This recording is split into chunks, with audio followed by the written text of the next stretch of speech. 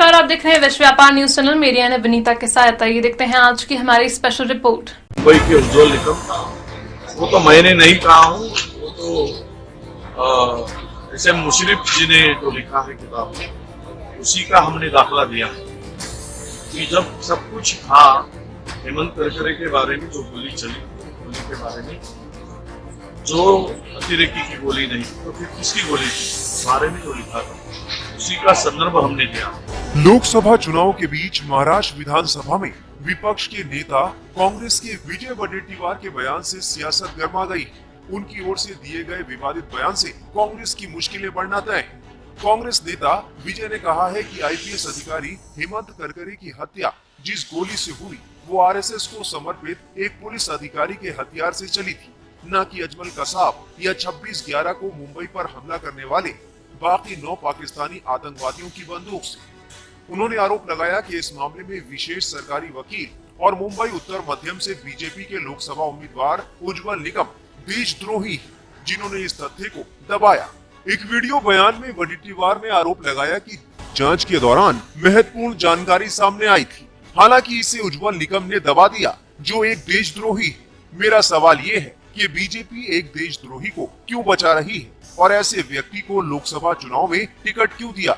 ऐसा करके बीजेपी देशद्रोहियों को बचा रही है। सुनिए कांग्रेस नेता विजय वडेट्टीवार का क्या कहना है और उन्होंने अपने बयान पर सफाई देते हुए क्या कहा। मुंबई के उज्ज्वल निकम, वो तो मैंने नहीं कहा हूँ, वो तो ऐसे मुशर्रफ जी ने जो लिखा है किताब में, उसी का हमने दाखला दिया कि जब सब कुछ था, हेमंत करकरे के बारे में जो गोली चली, गोली के बारे में जो अतिरेकी की गोली नहीं तो फिर किसकी गोली थी, इस बारे में जो लिखा था उसी का संदर्भ हमने दिया। अब रहा सवाल कि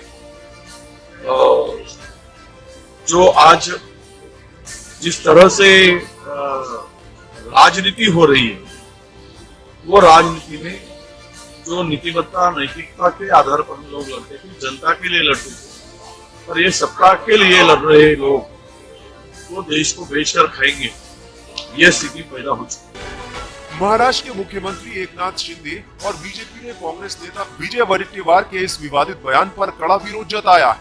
उप मुख्यमंत्री देवेंद्र फडणवीस ने कड़ी प्रतिक्रिया व्यक्त करते हुए कहा कि कांग्रेस कसाब के पक्ष में है, जो 26/11 का हमलावर था, जिसे जिंदा पकड़ा गया था और बाद में उसे दोषी करार देकर फांसी दे दी गई थी।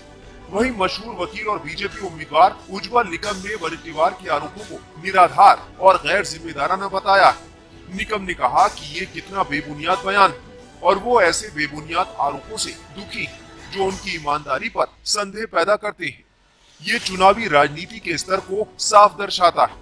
उज्ज्वल निकम ने कहा कि उन्होंने कभी नहीं सोचा था कि राजनेता इतने निचले स्तर पर गिर जाएंगे। राजनीतिक लाभ के लिए वडेट्टीवार उनका नहीं बल्कि 26/11 के हमलों में मारे गए 166 लोगों और सभी घायलों का अपमान कर रहे हैं।